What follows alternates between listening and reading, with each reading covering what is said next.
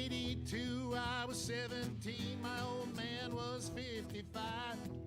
If you do the math between the two of us, that's 72 years of life.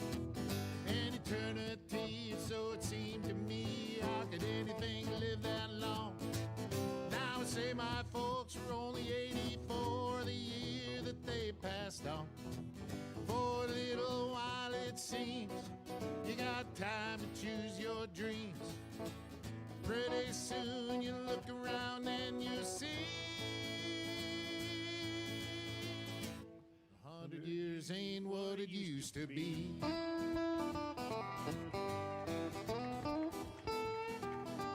And my grandpa Roy, when he was a boy in 1904, he was taught by men who fought in the actual Civil War. And only 8 decades passed and my high school class put the tassels on the other side.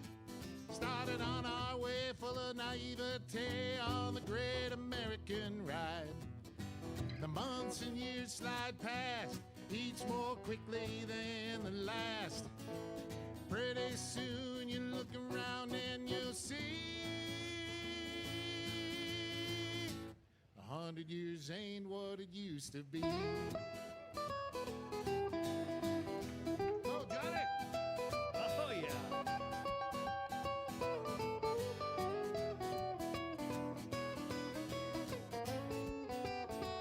Oh, yeah, Johnny, hey!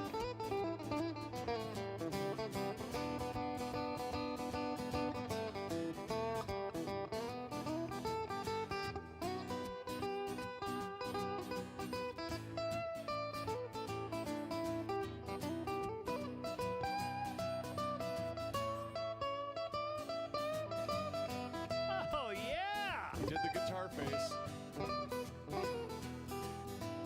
Ibuprofen's under buy again in my online shopping cart.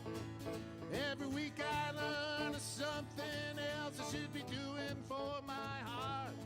If I use the wrong pillow, I might have trouble getting out of bed. My hair grows in my ears and nose now more than on my head. As a kid, to me, ancient history was something like World War I. But I arrived close to that time than this year as I sing this song. And I'm starting to find I can wrap my mind around life is brief and dear. I can hardly believe my baby girl's turned 26 this year. For a little while it seems you got time to choose your dreams. Pretty soon you look around and you'll see everybody 100 years ain't what it used to be.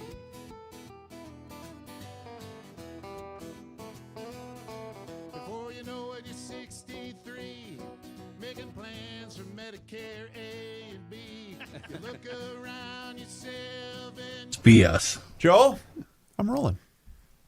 Josh Arnold, investment consultant, brings you Garage Logic podcast number 1625. Later in the show, I'll tell you when we're going to reach our 2000th show.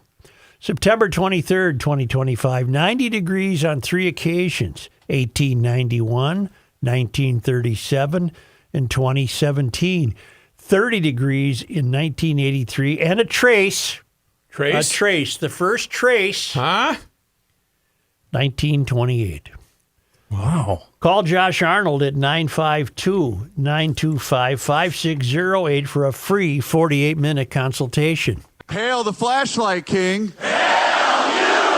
And now, from the mayor's office above the boathouse on the east shore of Spoon Lake, it's Garage Logic with Chris Reavers manning Technology Corner, Kenny Olson from the Krabby Coffee Shop, John Haidt in the newsroom, and of course, the Rookie.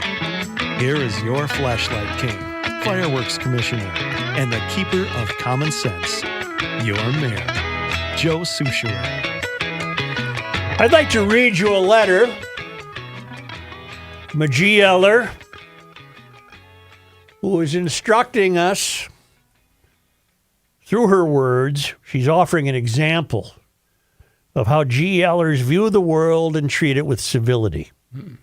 It's none other than Katie Tierney, who accused me once of You didn't remember her. completely forgetting who she was. We know who the Tierneys are. But then I saw her at the fair. We had a nice chat. Yeah. She's from East Union, Minnesota, Just outside of Carver. if you say so. A toothstone's throw from St. Cloud. Hail the Flashlight King. Hail you! Oh, yeah, it was pretty good. I watched the entire Turning Point USA presentation at Northrop, meaning I believe that was yesterday. Yes, sir. An impressive event, no doubt, but as a proud female GLer, I left with a problem and a concern. A young woman stood up and asked for advice for her upcoming marriage. Michael Knowles, filling in for Charlie Kirk, told her to get rid of feminism. That broke my heart. What he said boiled down to do whatever your husband wants. That's not okay. Now, don't get me wrong, today's feminism is broken, I'll admit that, but Knowles' answer was lazy, especially after some creepy dude had earlier suggested repealing the 19th Amendment to solve all of America's woes. Woman fought hard for the right to vote, throwing that away is nonsense. What we should get rid of is the lie that a career matters more than family, or that ending a child's life is fine if it helps your resume. What we should get rid of is the myth that woman doesn't need a man, when children desperately need fathers and women thrive with real support. Men and women serve different purposes in family and in life. That's natural. What's not natural is discarding classical feminism, the kind that says if a woman can meet the same standard as a man, she should have the same shot. Knowles' get rid of feminism line is something I bet 90% of female GLers would reject. I even joked before my wedding about saying love, honor, and obey. But the truth is, neither my husband nor I obey each other. We work together. That's why our 4 kids are thriving. So I hope Charlie's message doesn't get twisted with anti-women rhetoric. Charlie was not anti-woman. He wasn't racist. He was a decent human being. He loved everyone. And that's the message worth carrying forward. Always pushing back, even when it's unpopular. Katie Tierney, the forgotten GLer. You're not forgotten. Now that is a civil way to deal with Kirk and his message. I disagree. Right, sure. I disagree, but you know what? That's wonderful. There's how you live. Right there. Right there. I can't believe he would say that. Wow. Well, she might have been on track, pointing out that she thought that was lazy. Yeah. Yeah. I agree. Wonderful, wonderful remarks. There's your world right there. There it is. Got it. Thank you. I was encouraged by an emailer to do a little digging on Ilhan Omar.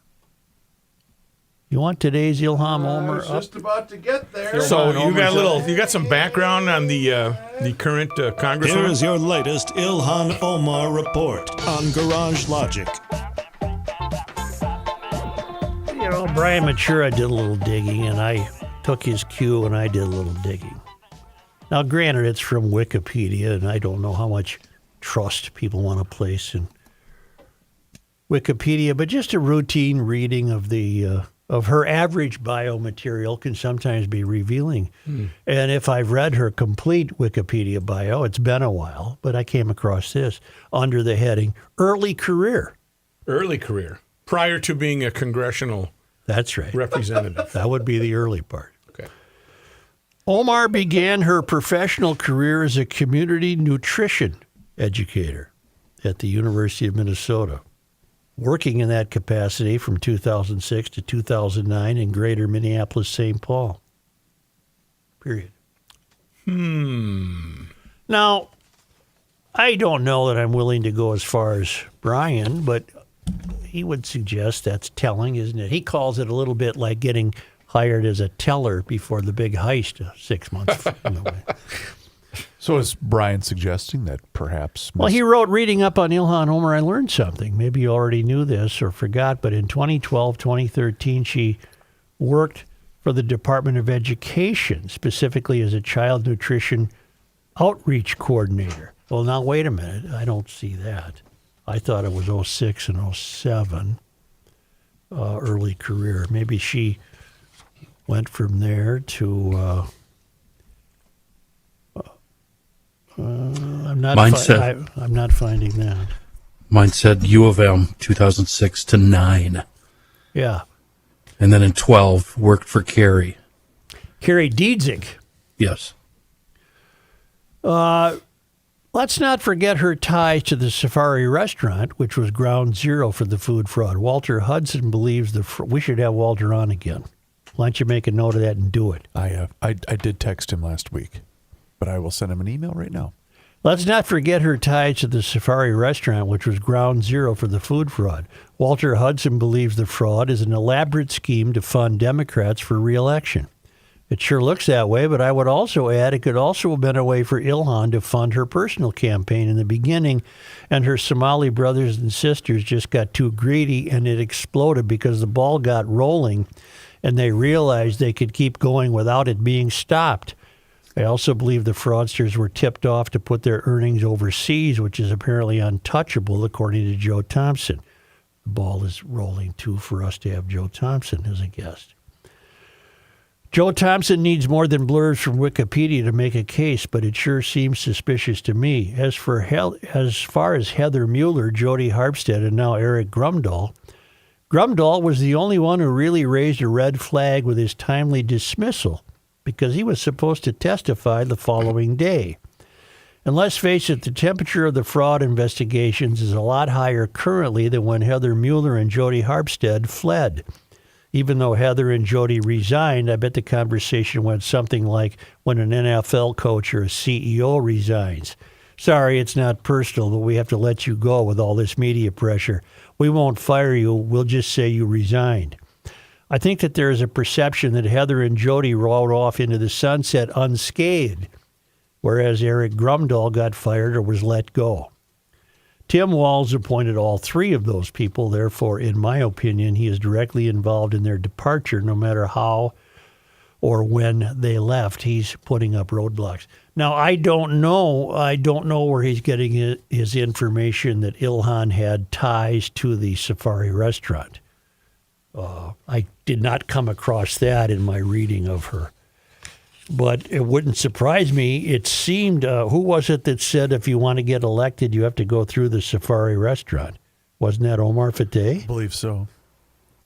It seems that successful Somali politicians have found some sort of base camp at the Safari restaurant, and the Safari restaurant was indeed a significant player in the food fraud scandal. So maybe she had a relationship with the Safari restaurant. I don't know that. We don't know. I don't know. But it does seem factual that she had her hand in the food business. I wonder if all the scam artists in the country had a big convention someplace. How did they get onto this? That's what I want to know. Maybe they went to Vegas and they had a convention. They say, we need one thing. What one thing can we use to commit fraud? And at the very least, it'll take a while for people to catch on because it's so bulletproof. No one's going to contest it because we're going to be doing something so seemingly nice. And then they came up with feeding kids. Do you think it had to do with maybe there wasn't enough food in Somalia? That was a problem there, and they could transfer that to I don't know. Somali kids not eating? Doesn't that just seem like it's such a bold idea that it's dumb? It's not so dumb because who's going to look how long it took for people to question the very idea of, really, are you feeding that many kids? In fact, nobody ever questioned it. But there would be somebody within the party that would go, are you out of your bleeping mind? You're going to get caught. Yeah. It's locks are for honest people. That's it's worthy speculation. You got to have Walter on, and you've got to ask him the tough questions, which I know you'll do. Oh, yeah, and Joe Thompson, too. I can't wait. These are people that aren't afraid to speak up. And as far as Wikipedia goes, you know how that runs, right? I provided my disclaimer. Yeah. I provided my disclaimer. I don't know anything about Wikipedia. What I do understand about it is anyone can contribute to it. Yeah, that's generally true, yes. If I may, the American Experiment reported a few years back her relationship with the Safari, Alpha News and other outlets reporting on campaign donations received by Omar from figures associated with the Safari restaurant. Her relationship with the establishment goes back to the beginning of her political career as a candidate for state rep. She listed Safari as a vendor, according to records on file at the State Campaign Finance Board. Records show 2 events were held for her at the restaurant, one event in each of the years 2016 and 2017, and the relationship continued after she made the jump to the U.S. Congress. So obviously, at least, she's very familiar with the Safari. Well, I'll be damned. How could she not be? It seems like it's the clubhouse for Somali political ambition. Yes. In May of 2020, her federal campaign had spent almost $10,000 at the venue over the years on food, beverage, and space rental. Wow. Do you remember her run in 2016 when she beat Mohammed Noor and Phyllis Khan in the primary and then went on almost uncontested in the general election? I do. She was running against a Somali American known as Abdi Malik Asker, Okay. another activist in Somali American community there. He, in late August, announced his withdrawal from the campaign. She won the general election. Why did he withdraw? Does anybody remember? No, I do not. Do you know the answer? Oh, I wish I did. The answer, yeah. There's no link here to find out either. Yes, you in the back. Okay. Allegedly. 4 allegedly covers you. Wasn't that the same campaign where a staffer was murdered during the or is that a different? I know it was someone running against Ilhan, but to answer Kenny's question, You're going to have to come up with some facts rather than that. I don't even know what you're talking about. we talked about it at length on the I show. don't recall talking about it. Okay. Well, I So don't we didn't doubt talk you. about I it. just don't recall it. I'm gonna These look aren't it the up. droids you're looking for. There was a dust-up when she was managing Andrew Johnson's campaign for city council. That was in 2013, Chris. Is that the one I'm thinking of then? Maybe? Okay. I don't know. I'll look it up. Well, I do think it's interesting to note that almost from the point of her arrival in the United States, she apparently aspired to a political career. She hasn't done anything else. I have it right here. A 17-year-old employee working for a Republican running against Democratic Representative Ilhan Omar was shot and killed in Minneapolis. Lacey Johnson, the Republican running for Congress, confirmed on Tuesday that the staff member was killed in a shooting in North Minneapolis, was a member of his team. So it was Probably had nothing to do with the campaign. No, but when Kenny mentioned that just sparked a... Right. Okay. Well, you have a good memory. Okay, Sometimes. you're black helicopter on Ilhan. I don't have a black helicopter. I don't trust it. I do. I mean, thinking that she... No, I don't need a black helicopter. I think we're beyond that. But you don't think she came here with political aspirations because... Yes, I do. I do. But Same Somalis hadn't really with hit- Omar Fateh. Came here from Virginia. But they hadn't hit the fast track yet. Well, she created the fast track. So you're saying it's not a black helicopter, it's a black limousine. Yeah. Just parked right out in front of the there it house. is. Well, they got here in 95, and she was born in 82. So, She was 13, 16, 13, 13. Yeah. 13 years old. yeah. I couldn't do the math. You are Obviously. not great at math. Well, I'm remaining hopeful that this is all going to be revealed. By who? And that could save this Joe Thompson, Okay. Walter Hudson. All right. In time for Cockwomble to have to resign? Yes. Or not resign, but just not run. Yes. I think Let's have a ray of hope. Let's think that things are going to work out. But let's just say it is, Joe. Let's say there is all this And mountain of information. And that works. That works both ways. If they discover that she's as clean as a whistle and has never cheated a nickel, that's will be nice to discover too. But let's just say all of that information is discovered. Let's say that mountain of evidence is. We just had a vote. Less than a week ago, or around a week ago, on her. And she's not going to leave office. She's not going to. What vote was that? To remove her from just certain. Right. Censure. That's not going to happen. Well, that's my point. Yeah.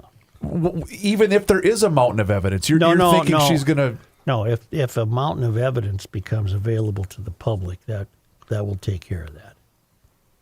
So far, there's no evidence of anything. It all depends on who you read, who you believe in. It all depends on your algorithms, basically, this day and age. That concludes today's Ilhan Omar update. Play the sounder again?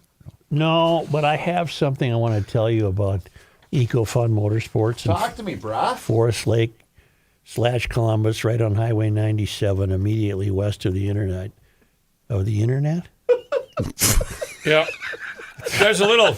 It's west of the interstate. Yeah, there's a little handle you see the internet right there.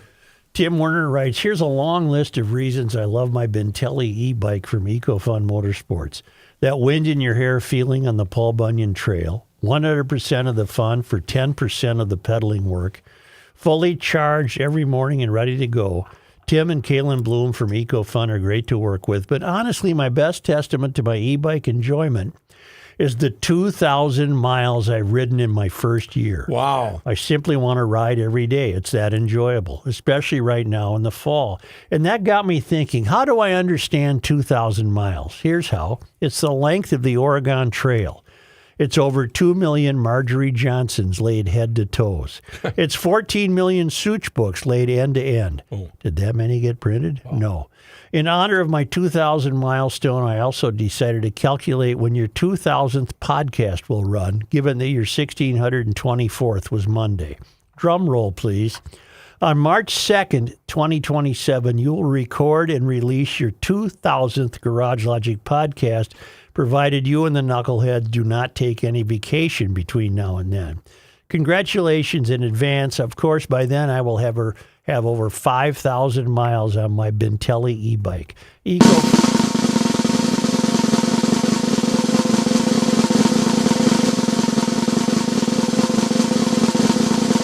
Well, end it. And hit it. It's on a loop. March 2nd, 2027. He was giving you the nod. Like That's 6 the fun times. you're going to have with an e-bike. EcoFun Motorsports is the e-bike capital of the world. In addition to motorcycles, scooters, youth recreational equipment, water equipment, the winter stuff is rolling in. It's EcoFun Motorsports on Highway 97, just west of 35, and down in Burnsville on the service road of life. Thank you, Tim. EcoFunMotorsports.com.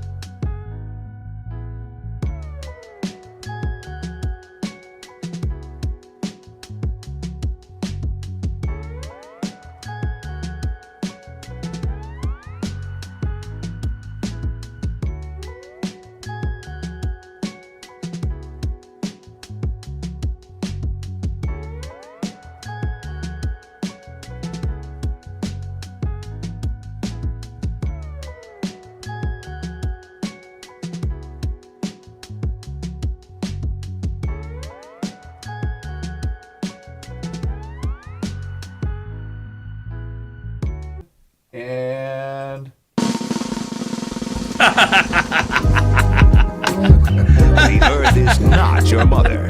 The Joe Souchere Show. I had to laugh. I have to laugh. You know, music is great, and I would like to share with you Say anything. a group that I truly enjoy, and their work is basically music, but it's not. It's Welter Heating, so it's heat and cold and all that kind of stuff. I am enjoying the fact that the Welter family, that's the group I'm talking about. Who did you think I was talking about? Oh, Welter, Rick Welter, and the 4 generations prior to do a fantastic job of serving the metropolitan area, and they will help you with your heating needs, your cooling needs, putting that air conditioning unit to. It is extremely important with our harsh winters that that thing be put away properly. If it's done right, it's going to last a long time. Firing up that heating unit, whatever it is, make sure that Welter's there if it's making any noises. I've worked with Welter. They've installed things in my home, and you know what? It was on time. It was on budget. And I truly appreciate their craft. You will too by going to welterheating.com. If you call them, a human being answers the phone during business hours, and that's 612-825-6867. The importance of your heating and cooling units and your air purification system, if you have one. Maintaining them is a must. They've got certified techs. On their website, welterheating.com, click on the blog, and you might find answers to questions that you have. Meanwhile, let's get back to Garage Logic and the 120 years of experience and the 8 generations that they have here at Garage Logic with the Souchere Group. It's Reavers, it's Gabe, it's Matt. Come on. What's going on? Welterheating.com? Okay. Well, I read you you- lost control early, Joe. I guess. I read to you how a civilized, rational GLer thinks about Charlie Kirk. That was Katie Tierney. Beautiful, beautiful sentiments. Here's how you don't. This fellow is employed, meaning you're paying for him, at Mankato State University. His name is Kevin Parsno. He referred to Kirk as a POS who died of the violence he promoted happening to others, and praised the Vikings for ignoring that racist POS. See, that's not the way Katie would have gone about it. Yeah. That's not the way a rational person Different deals with it. perspective. Mankato State University has responded after one of its professors, this is from Alpha, again made inflammatory comments on social media. He's a political science professor, Kevin Parsno. He referred to Kirk as a POS. Kirk was assassinated, we know that. Okay. However, many have responded to Kirk's death with disgusting comments, vile sentiments, and other egregious displays. Some of those behaviors resulted in people being suspended or fired from their jobs. Maybe not this guy, though. In a statement to Alpha, Minnesota State University Mankato said the school does not endorse views expressed by employees on their personal social media accounts. At Minnesota State Mankato, our core values include integrity and respect in the way we conduct ourselves and responsibility to those we serve by providing an education that inspires solutions to society's challenges. What that doesn't stop us from hiring these foul characters who work in the political science department. No, I added that. Oh, that's you. We uphold our values and our responsibility as public educators to promote a free exchange of ideas. Well, this Parsano has no ideas. He just has some diatribes. Well, in fact, he has no ideas. That's the problem with the failed academy. What could you possibly learn from him?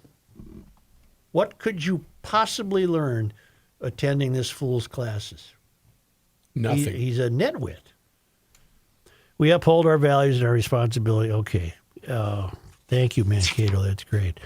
All university, boy, the statement's a long one. All university faculty, staff, and students are expected to uphold these values in the course of their work. Well, he doesn't. Of course, as U.S. citizens and part of a public institution of higher education, now you're a failed academy. We respect the rights and privileges afforded by the Constitution, including the First Amendment rights protecting the freedom of speech. Now, you could fire him, Mankato, and he wouldn't lose his freedom of speech. You could just disassociate yourself from him. Nothing would stop him from standing on the corner and saying this. Parsonow's recent comments are not the first time his words have drawn attention.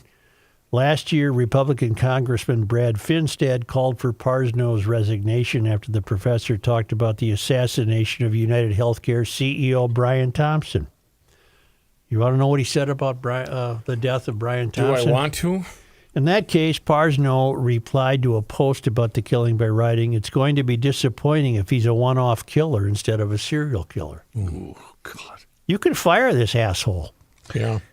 You can just fire him. Yeah. They should. Joey also said, how long do we really need to look for his killer? Is today good enough, or do they need to look tomorrow? Did you see his excuse?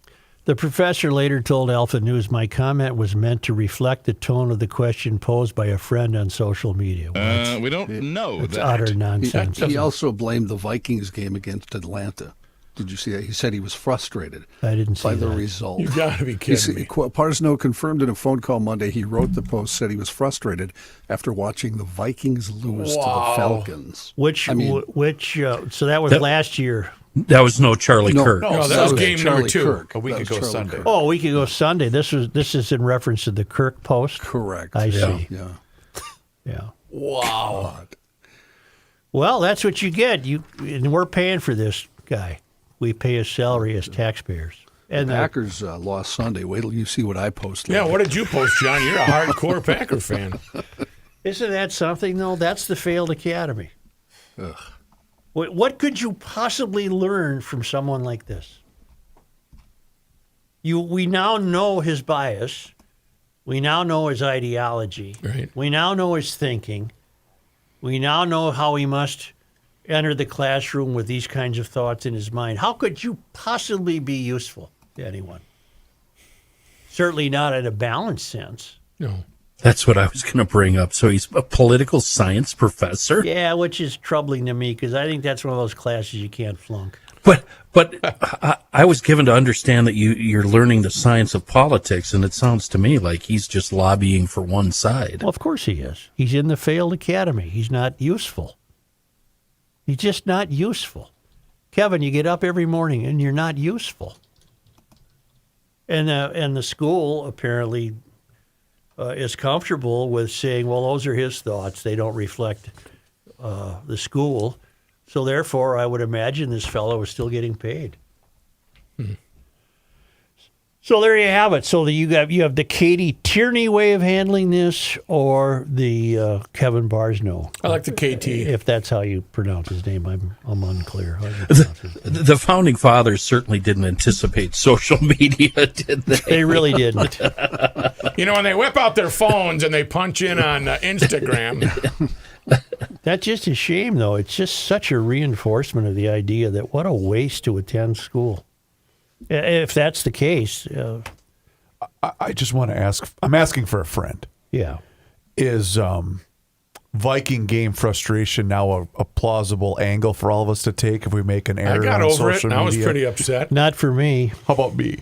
Well, for you. I You've come a suppose. long way. How about for Bob? I would like to address a word to former Senator Nicole Mitchell. We have breaking news, I believe. Do you really? I'd like to hear The it. if you party got it. guest that just won't leave. Unless Johnny had this coming up in his news. I do have it in my news. Oh, sure. okay. Well, tell us now. What did she get Okay. sentenced? She's been sentenced to 6 months in jail. 180 days on work release in Ramsey County means she'll be confined for 6 months, but will be allowed to leave for work every day, then report back to the jail after her shift, and then she'll be on supervised probation for 5 years and received a stayed 21-month prison sentence. So if she violates the terms of all that, she would have to go to prison for 21 months. But she's let out every day? Every I wonder, day for work. does she need a ride? You know what I would say is, young lady, you've received every possible benefit known to the human race. You were caught. You know you did it. And then you began a series of receiving every possible benefit available. You used your stature to stay in the state Senate. You even voted for yourself to do so. You campaigned to have the trial delayed. You were successful. You've done everything possible to to try to get yourself off the hook here, but you're guilty of first-degree burglary and the possession of burglary tools. I believe the trial was just as recently as just this past July, even though the crime was the previous year. You used every possible means to try to get a lighter sentence, to ask for understanding, and on and on and on and on. Young lady, this could have been over with last year. You'd already be done completely. The delay is all on you. You brought it on yourself. It's just a shame that it had to go on this long. In many cases, at great expense to the taxpayer, including paying your salary for another year, which you should not have served. A special election will be held for her seat November 4th. The primary for her seat was held on August 26th, won by Amanda Hemmingson-Jagger on the DFL ticket and Dwight Doro on the Republican side. I don't know why people in Woodbury will want to take a chance on another DFLer, but perhaps they will. But goodness gracious, what have we learned from her experience? More importantly, I wonder what she learned. I don't think she learned anything. She played every card she could come up with. Her lawyers played every card she could come up with. This all could have been done more than a year ago. Right. You could have been done. But no, we're going to drag it all out. And now she even has a sentence that allows her to leave jail every day and go to work. I don't know how she's employed. I don't know what she's employed. Does anyone? Staff? Anyone? I don't. No. Anyone? And that's why she wanted to stay Could in somebody because look she that wanted to up? extend her Could benefits. somebody look that up? Sure, I can look at Anyway? it.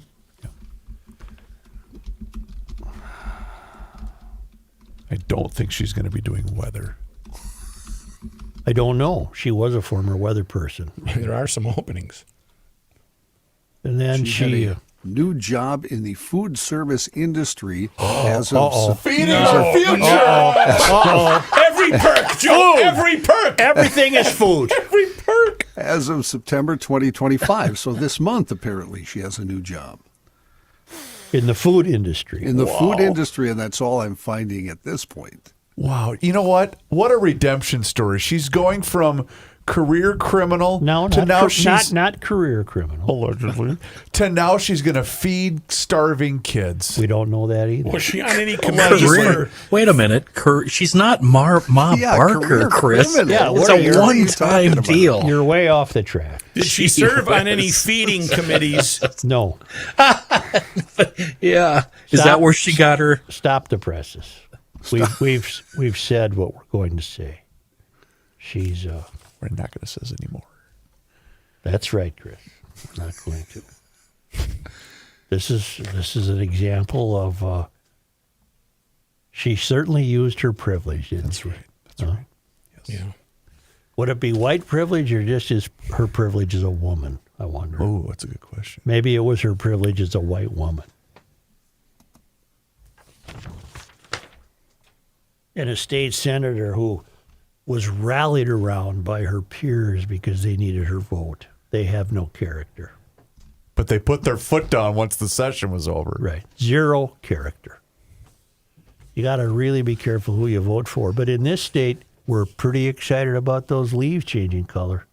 Is it peeping season? It's getting there. We're in for a good peeping season. That's what I've been hearing in any event. I'm looking, Chris. I'm looking. Okay. Say extra is ordinary in Sioux Falls. Get it? Extraordinary? Look at the numbers. In addition to having a business-friendly tax environment with no personal or corporate state income taxes, Sioux Falls is growing. There's 300,000 people. Has a large, well-educated workforce. Cost of living is low, centrally located. Rated best small city for business and careers by Forbes magazine. I think we're showing you video right now of the work underway. There's great industrial parks. a ready and willing workforce. They welcome entrepreneurs. There's no state, corporate, or personal income tax in South Dakota. No inheritance tax. No limits to what your business can achieve. Find out much more at Sioux Falls Development, one word, SiouxFallsDevelopment.com.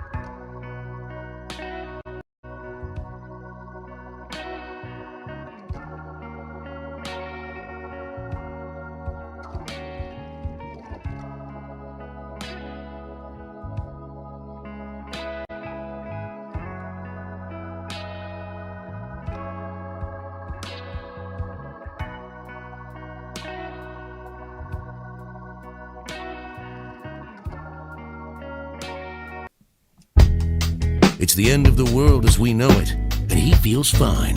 Joe Souchere. Let's talk about our friends at We Are Nuts and wearenutsmn.com. Got a great email from Gary. Hi, guys. This is the GL trifecta, by the way. I went into the New Hope Fratelloni's hardware and garden stores last week with the intention of buying some We Are Nuts. I grabbed a few flavors, and while in the checkout line, I noticed a Master's Maples display. Well, I guess I needed some of that as well while I was at it. From previous trips to the store, I know they don't carry Seafoam. What the hell? I was on a roll. I would have bought one just because, just saying, Gary. Well, Would Gary, have had the trifecta. he would have been, absolutely would have been the GL trifecta. So that's the deal, ladies and gentlemen. We Are Nuts and wearenutsmn.com. A great family-owned operation making great snacks here in the great state of Minnesota. And right now, you got a couple of days left to take advantage of this. Through the end of the month of September, We Are Nuts is on sale, 25% off at all Kowalski's markets and Lund's and Byerly's. You're going to see those really cool end caps there at both of those locations, in addition to the Fratelloni's end caps that are taking place. The cinnamon toffee peanuts are a big hit in my household. But man, oh man, if you want to see the entire lineup, whether it's the cashews, I know the mayor picked up a batch of those as well over the weekend. It's great snacks, it's a great family, and it's a great partner here at We Are Nuts and wearenutsmn.com. For 25 years, Trump often aggravates me, much to the disappointment of the listeners.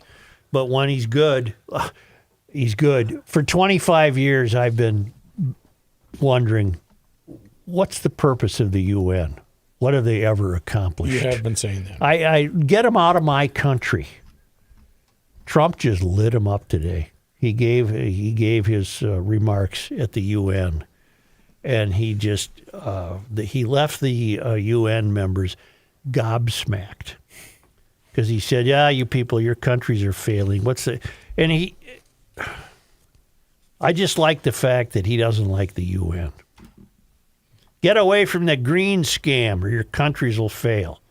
Well, the UN is pushing the green agenda. He complained about renewable energy, calling it useless and warning it was leading Europe to the brink of destruction because the UN's big on renewable. Because the UN's pretty much dedicated to ruining the United States as far as I'm concerned. Right. He said there was tremendous oil in the North Sea, tremendous. And the UK should use more of it, adding he told Sir Keir Starmer about this 3 days in a row. And sadly, in all cases, the UN did not even try to help in any of them. The president joked about two things the UN gave him, a broken escalator and a faulty teleprompter.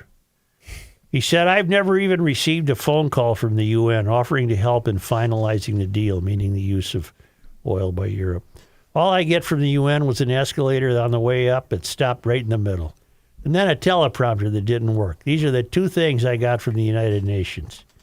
Trump warned in his speech about the nuclear threat the world faces and said there is no more serious danger to our planet today, because the UN would have you believe the most serious threat to the planet today is climate change. Trump is correct. The most serious threat is nuclear war. He asked NATO's European members to stop buying Russian oil and prevent funding Russia's war machine against Ukraine. He had these people looking at each other. I love it. He went on to hail progress. Of course, then he got, Trump went on to hail progress since his return to the White House, saying the U.S. is the hottest country anywhere in the world. He claimed he solved 7 wars. I don't know. The president who is said to be in a campaign mode to win the Nobel Prize for Peace, and then everyone says he should get it. Yeah. Everyone says I haven't heard that chatter. Everyone should All get the people, that. All the people say I should get it. The future does not belong to globalists. Thank you. The future belongs to patriots. I agree. If you want freedom, take pride in your country. If you want democracy, hold on to your sovereignty. And if you want peace, love your nation. The UK needs to open up the North Sea and get rid of windmills. Stop relying on Russian oil and start drilling again. That's how you save your economy. This is all an enema to the UN, what they believe. If we ever use nuclear or biological weapons, the world literally might come to an end. There will be no UN to be talking about. There will be no nothing. It's time to end the failed experiment of open borders. Your countries are going to hell. Climate change is the greatest con job ever perpetrated on the world. He's correct. Climate's always changing. The UN has such great potential, but right now it's just a club for people to get out together, talk, and have a good time. So sad. It's just one giant cocktail party is all it is. Wise leaders always put the good of their own people and their own country first. He said, everyone says that I should get the Nobel Prize for each of these achievements, but for me, the real prize will be the sons and daughters who live to grow up with their mothers and fathers because millions of people are no longer being killed in endless and unglorious wars. Good for you. Good for you. I just can't say how much I loathe the UN. Name me something they've accomplished. Name me something. Can't do it. So there you have it. He's at the UN. He was on fire, and that's fine with me. The UN is a dreadful, dreadful con game, and it has nothing to do. It just drains money. They've done nothing for the world. And it's like he said, they sit around and talk. It's one giant cocktail hour, and I don't know why they should have that. Prime real estate. Trump should have been able to have that real estate to build something.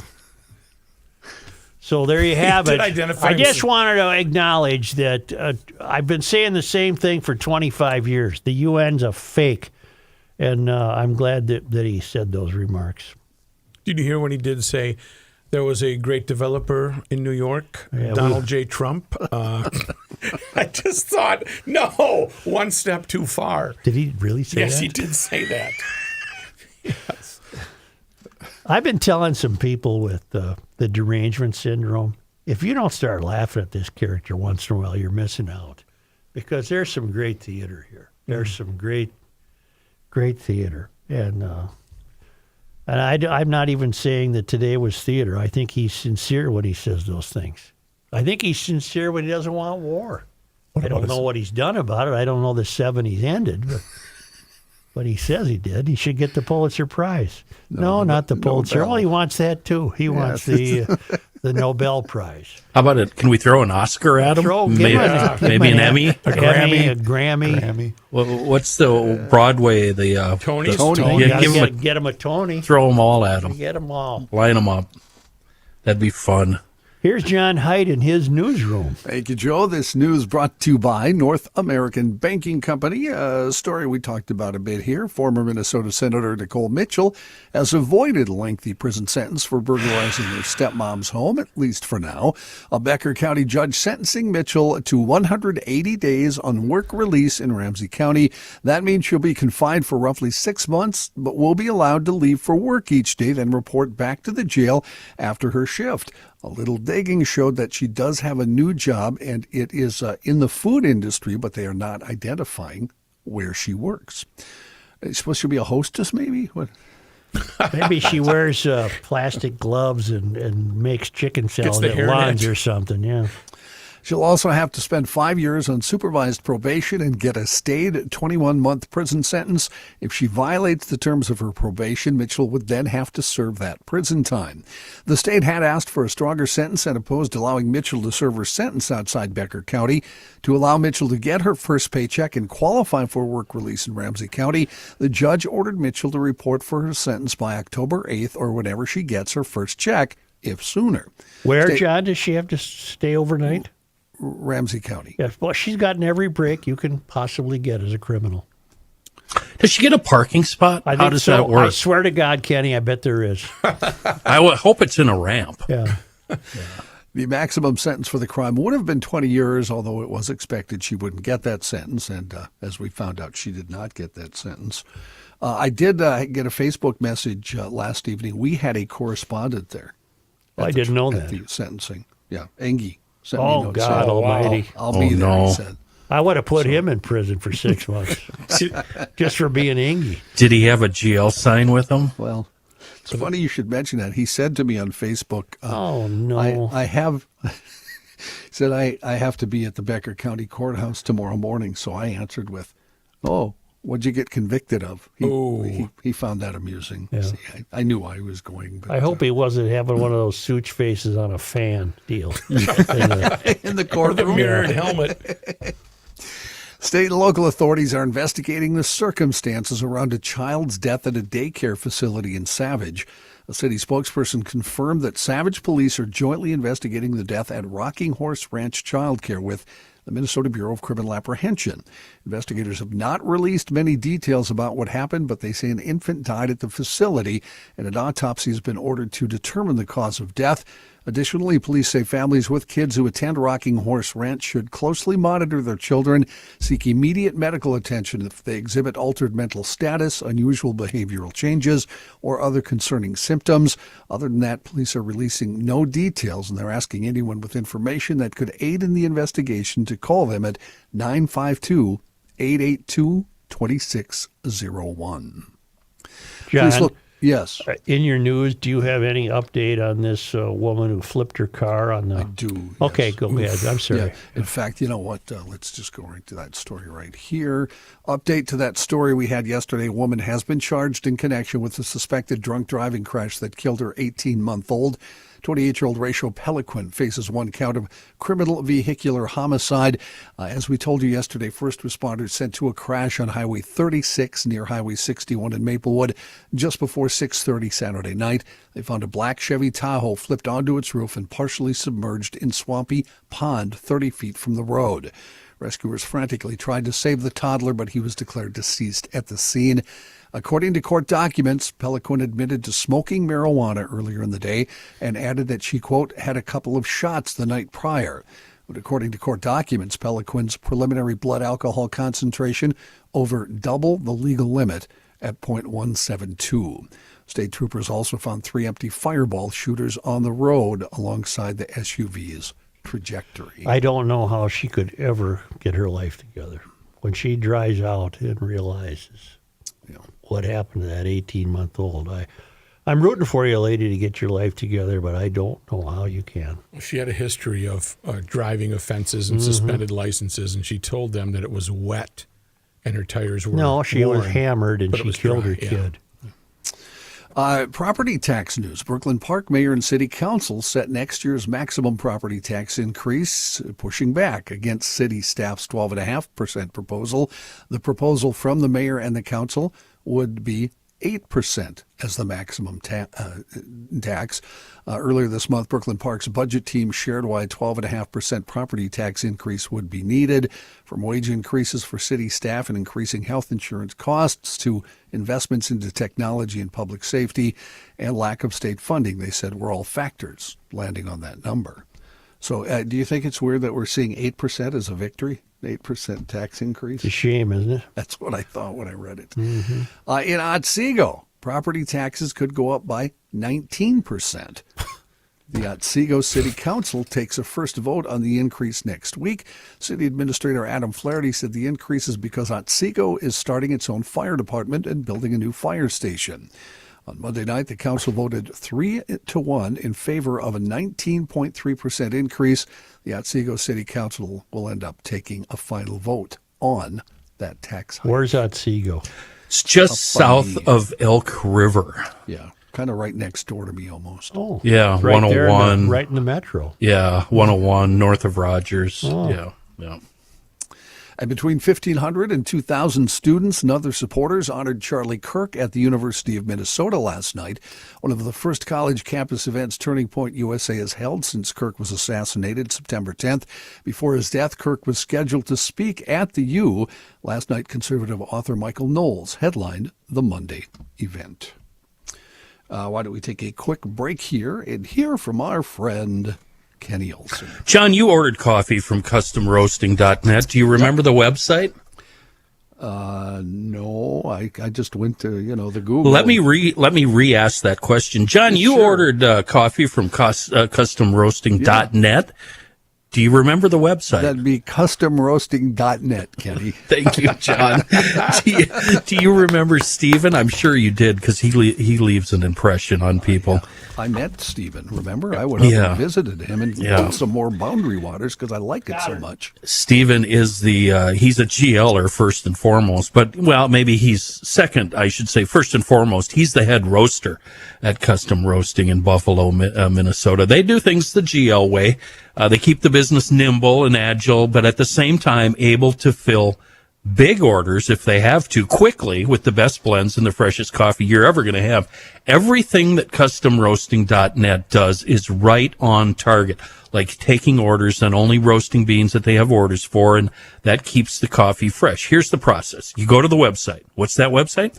Customroasting.net. You pick your blend, or if you're unfamiliar or you want to try their recommendation, get the GL starter pack. You put in the order, they get it, they roast up the beans, then they send it out. Or like John did, make an appointment and you can stop in and pick them up right there in Buffalo. It's your call, whatever you want. But I have a fresh new tip for you. I love this. I just learned this. Order a big bag of beans so you can keep your coffee scoop in the bag. Why? Because the bags are absolutely amazing. If you're watching on YouTube, you're seeing them right now. Ziploc, heavy-duty Ziploc bags, and that really helps keep the coffee fresh at home. The roaster he uses, top-of-the-line convection. That means no flame, no fire, and that makes for a much more even roast. And you will taste the difference when you brew up a pot. Order them either whole bean or ground up, and be sure to check out the GL starter pack when you go to the website. It's customroasting.net, a brilliant cup of coffee at a reasonable price. One more time, everybody together, customroasting.net. Thank you.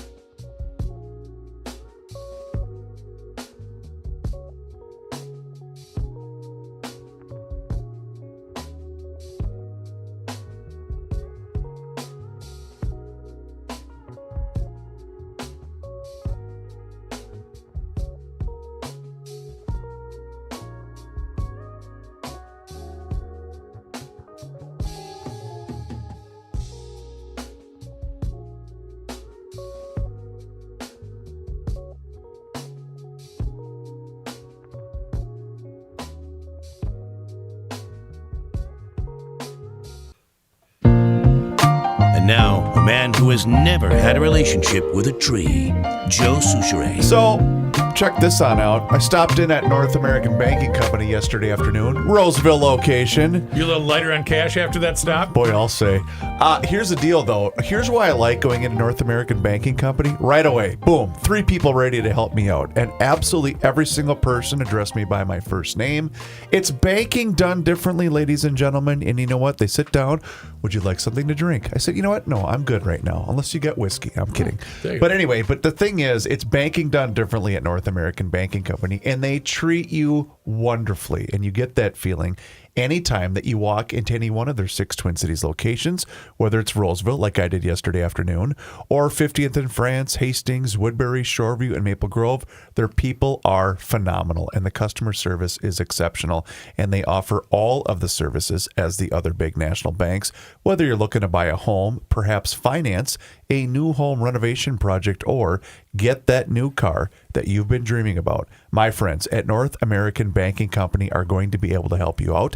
They offer the same online and mobile banking options as the other banks, but like I've mentioned, the key difference is you're going to get the unparalleled service of a community bank. So you can check them out online for yourself right now at nabankco.com to learn more. Once again, it's banking done differently.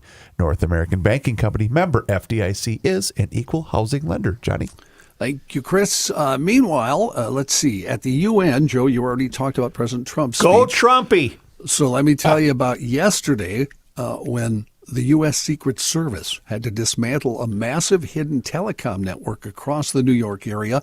A system investigators say could have crippled cell towers, jammed 911 calls, and flooded networks with chaos at the very moment everybody was showing up for the UN. The cache, now I'm not going to pretend to understand this, maybe you guys will.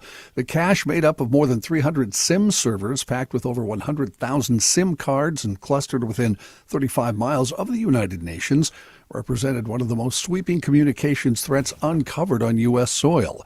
Investigators warn the system could have blacked out cellular service in the city. The city relies on it not only for daily life, but for emergency response and counterterrorism. Coming as foreign leaders filled midtown hotels and motorcades clogged Manhattan, officials say the takedown highlighted a new frontier of risk, plots aimed at the invisible infrastructure that keeps the city connected. This whole thing was uncovered as part of a broader Secret Service investigation into telecommunications threats targeting senior government officials, according to investigators. Officials say they haven't uncovered the direct plot to disrupt the UN General Assembly, and note as of right now there are no more known credible threats to New York City. The special agent in charge of all this for the Secret Service, and I just am mentioning this because I love his name, Matt McCool. Ooh, Oh, cool. That's cool. McCool. I wonder if he knows McLovin. You guys aren't old enough, but there was a cartoon of a secret agent called Cool McCool. Really? You guys don't remember that, do you? I must No. be so young that I don't remember. Was that back during the Dust Bowl It years? was in the 60s. Cool McCool. And he'd always say, danger is my business. Huh. All right, moving Joe, right along. Johnny, Before you move- let me just ask a question about that. I've seen some of the pictures of the SIM things. Yeah. Does that have anything to do with the teleprompter breaking down? Do we know?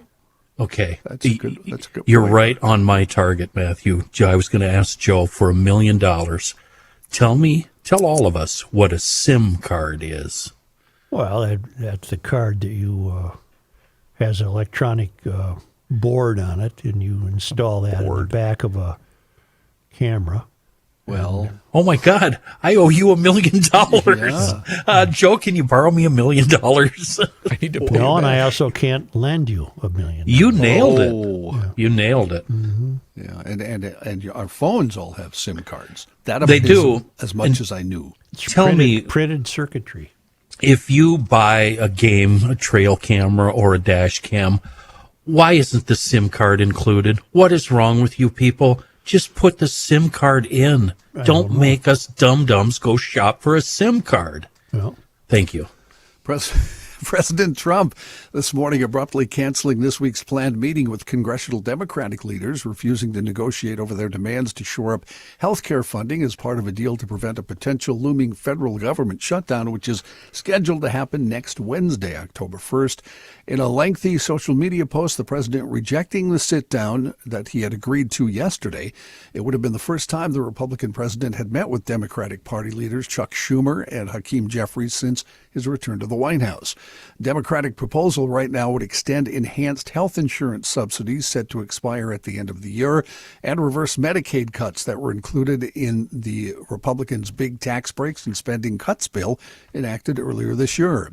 Republicans have said the Democrats' demands to reverse the Medicaid changes are a non-starter, but they've also said there is time to address the health insurance subsidy issue in the months ahead. Federal officials yesterday announcing a possible association between the development of autism and a pregnant individual's use of acetaminophen, the active ingredient in the common over-the-counter pain reliever Tylenol. They recommend pregnant individuals limit use of the drug to cases such as high fever or severe pain. The Food and Drug Administration said it will update safety labels with the risks of acetaminophen. However, the agency added that while there may be an association between autism and the drug, current scientific evidence has not established a causal relationship.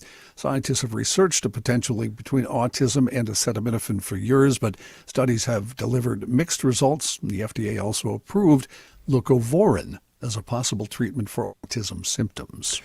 Autism was first identified in the early part of the 20th century, and I don't think Tylenol came along until, post-World War II? 1950, I think, was the date I saw.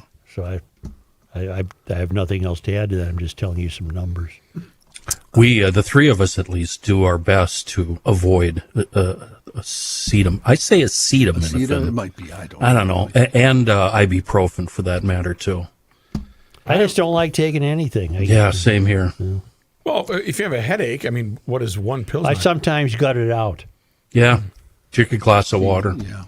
If it's an occasional headache. Yeah, and I'll take ibuprofen if I'm really sore, but it'll happen once every 2 months. It's not. Yeah. But I have no idea about pregnancy and acetaminophen. The roommate just pushes pregnancy in general, right? She pushes that stuff on me like she's on the board of directors or something. She is really into that stuff. I think your wife and my wife would get along just fine. Kitty. I'm sure it has its uses. Jimmy Kimmel's show will be back tonight on ABC. This is way too much information about Kimmel. Who gives a bleep that this guy got fired? Okay, but He did get fired. He got suspended. Well, whatever. Who cares? 70 stations. Yeah. Well, 70. Did 70 he are lose? boycotting or 70 are playing it? Did he lose his right to free speech? How about we listen to the news story? I don't want to. Disney and ABC will bring Kimmel back to its schedule starting tonight after a decision to take the show off the air for an indefinite period of time. Disney's decision to bench one of its signature personalities came after two major station owners, Nexstar Media and Sinclair, said they would preempt his program after a Kimmel monologue last Monday during which he offered remarks tied to the death of Charlie Kirk. Those announcements came after Federal Communications Commission Chair Brendan Carr appeared to suggest to broadcasters they ought to work to curb Kimmel and force ABC to remove him from its schedule. Meanwhile, Sinclair and Nexstar are saying they won't air Kimmel's shows starting tonight. Sinclair says that's just for now and says they're still in talks with ABC about the show. Yesterday, 400 celebrities, including people who have created memorable characters for the Disney franchises like Tom Hanks and Martin Short, signed a letter from the American Civil Liberties Union decrying the blow as a maneuver delivered against free speech. It's not. In America. He did not lose his free speech. You can get fired or suspended. Happens every day. What happens when you hate's a strong word, when you dislike Jimmy Kimmel as much as you dislike the fella that runs the FCC? What do you call that? Boy, you got a conundrum. Yeah. I hope they both lose. Yeah. But isn't this once again? Why don't we even have an FCC? If we have the First Amendment, what There do we you need go. an FCC for? There you go. I have a long-standing dislike with the FCC. I think if we didn't have an FCC, we could probably play music. Perhaps. And somebody should tell these celebrities to shut up. I don't care what any of Ricky you have Gervais to say. will. Yeah. But doesn't this once again, I know I said the same thing last week, this all boils down to a business decision made by each entity. If And if I was in Sinclair the wants to business, make, if I was in the corporate office and I was having these thoughtful talks with Jimmy Kimmel, I'd say, you ever consider maybe trying to do the show for more than half the country? That's the old Carson way of doing business, middle America.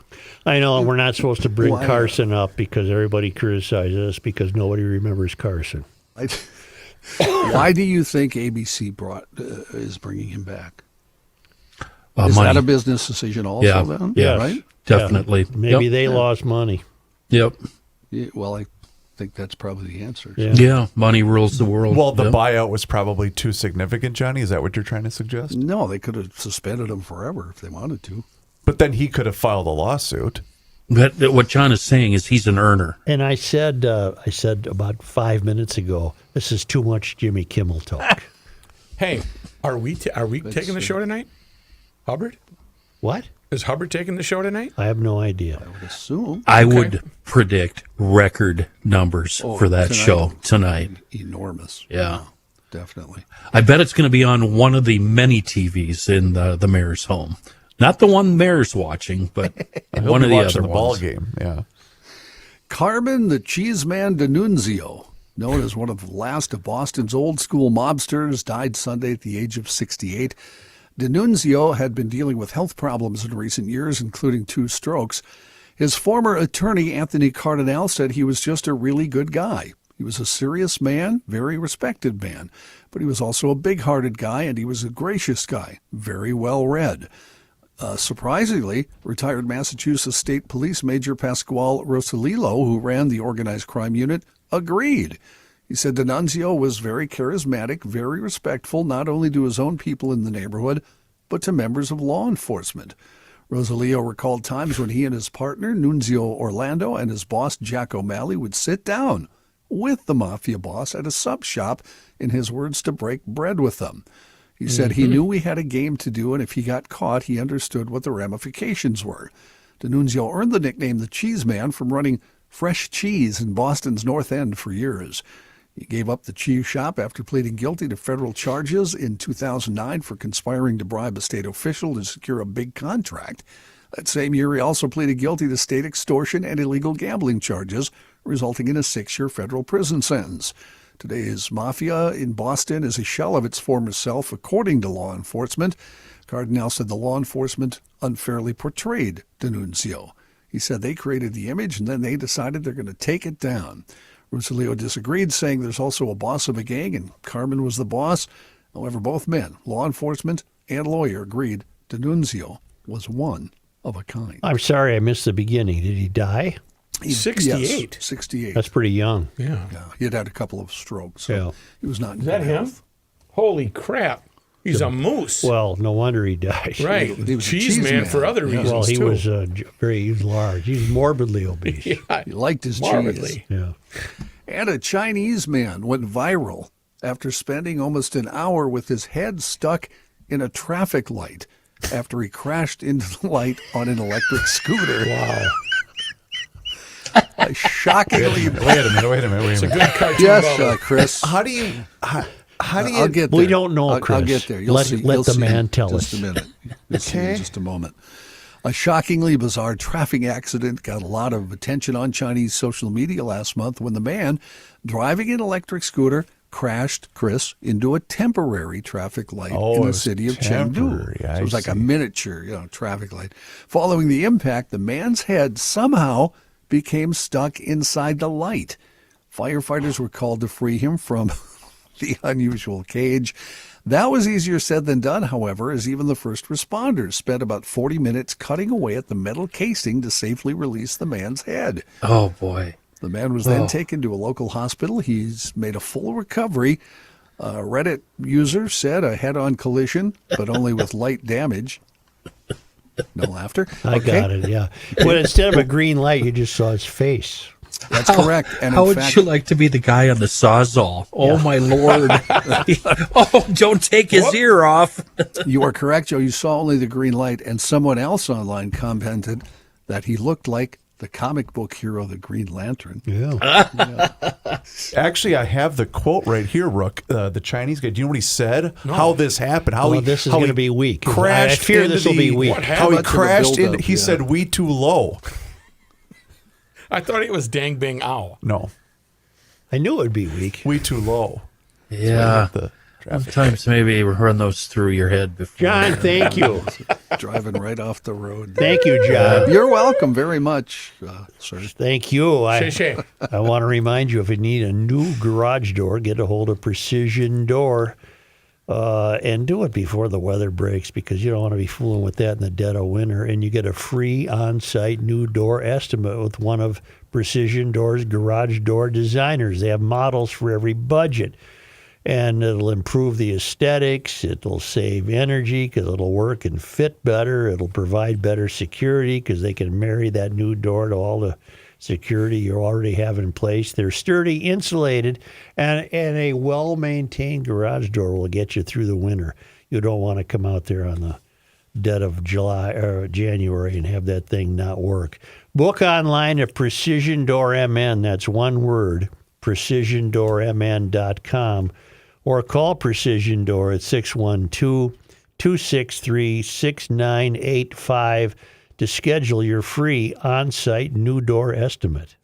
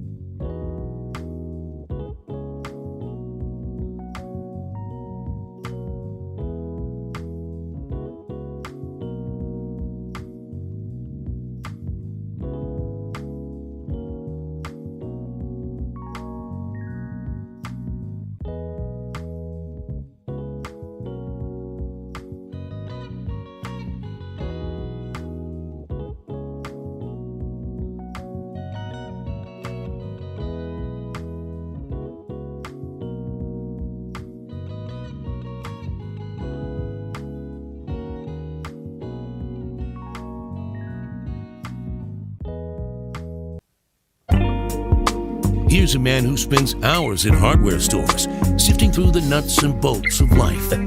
Joe Souchere. Joe, I'm sorry to interrupt you, but the young one working for us now just put a survey up on Twitter, X. Question: is the United Nations useful in the United States? Yeah. 5.9 people have said no. 94.1 people say, excuse me, I screwed it all up. Sorry, Gabe. 5.9 people say yes, the UN is useful. 94.1 say no. What's a 0.9 person? He missed percent. Oh, 34 votes. I really screwed that up big boy, time, I'm didn't really, I? really regretting you brought that up. Gabe, I'm very sorry. There's a fellow on a lake Wow. in Wisconsin. I saw this on Carol 11. His name is Dylan Durheim. And this kid, I'm tipping my cap to him because you know how you get the ice cream truck in the summer that comes through the city streets and the bell rings? He's doing this on the lake. He's got 500 customers. He loads the pontoon boat up with ice cream. $1 million and he goes around the lake. And he has more than 500 cabins surround the lake. This is Bone Lake. At one point or another each summer weekend, each is serenaded by Turkey in the Straw. That's the song he's playing as he motors around the lake, and it's called Dylan's Desserts, and they all come down to the end of the dock, and he's got the stuff. Sure. And then his mom might replenish supplies or ice. She'll ski over to him on the jet ski with supplies. I got some more popsicles. Oh, this is fantastic, and I'll tell you why. I'll tell you why. Is he's not in the house on his phone. Okay? He's not on his computer. Entrepreneur. He's not on his computer. He's not playing video games. And he's now granted, not every kid in the country has a pontoon boat in the front yard. True. But he's taking advantage of his situation. It's the second year he's done this. He bought the boat from his brother. Brother Tyler, who left for college after 3 years of running the business. He called Tyler's Treats, and this kid turned it into Dylan's Desserts. And he, the driver of the boat is his dad. He said, "I loaned my other son the money too, so I think I've bought the boat twice." Technically, at this point, the dad said. When they hear the music, it's like a Pied Piper. All the kids around the lake run down to the end of the dock, and the dads have to pull dough out of their wallet. I think this is fantastic. And, Did you? And a couple of grand a week he can do on a good week. Did you mention the stats on Bone Lake? I don't have the stats on Bone Lake. 1,781 acres. Boy, it just about meets my cutoff. That's legit. It's a long lake. It's long and narrow. Yeah. Features about 12.5 miles of shoreline. Didn't you say 400 homes? 500. 500 homes. 500 cabins. Nice. And more power to the kid. I think it's a nifty idea because you know what he is? He's an entrepreneur. Here, here. Here, here. Yeah. And there's pictures of happy kids here with their ice cream. Isn't that a nice little note? It is. Should we do that with the pontoon? With you could do that. Cirrhosis. With cirrhosis? You could do that. Do you know what you're supposed to do with ice cream trucks that drive around the neighborhood when you have a lot of kids around? You tell them that if they're playing music, they're out of ice cream and they're going to get more. Well, that's terrible. That's just saves you about $25. That's what any good father would do. That's mean. If the siren's on, their music's on, they're out of ice cream, they're going to come back. I can't go home, Joe, without doing this again. I can't live with myself unless I get this right. Well, get it right then. Gabe posted on Garage Logic Podcast on Twitter, is the United Nation useful in the United States? 4.3% of people said yes, it is. 95.7% of GLers say no, it's not. I understood that perfectly. Thank you, and all apologies to Gabe. The family of Sophia Forchast, the 12-year-old shot at Annunciation, has released new information. She's doing well, and here's how well. She is going to leave acute care and move to inpatient rehab this week. That's just fantastic news. Now, I've tried to analyze why I feel this child's recovery is special. Because I think she's sending a big message to morons. You want me? You shot up my church, my school. I'm not going to buy it. I'm not giving in. I'm not giving in. I hope this kid makes it all the way back. And that's a really good sign that she's going to rehab.